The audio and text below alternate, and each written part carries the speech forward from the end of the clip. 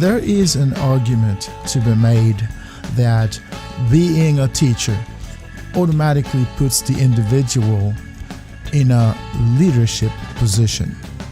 But not all teachers understand their place or their role within the school system as leaders.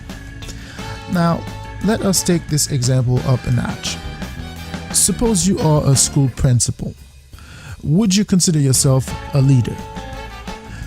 In this instance, the answer would not be that hard to determine, because being a school principal presumes that you are in a leadership position. That's the presumption here. For instance, being the head of a school requires a bit of leadership skills. So whether you would admit it or not, being a school principal means that you are a leader. So in that sense, most people would agree that the title of a school principal is also a leadership position or a leadership title.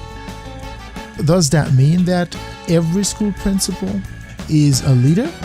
Does the individual determine the daily operations of the school building itself? One might say yes. But there's something else worth pointing out here as well. That is, a school is only a part of a larger schooling system. In other words, it is a part of a broader entity. For instance, a school principal is generally supervised by a school superintendent. Of course, it is not the norm. That is, it is not always the case, but for the most part, that's the way it is. Now, the superintendent himself is often supervised by a school board. A school board itself is often subjected to the educational policies of the state where the school district is located.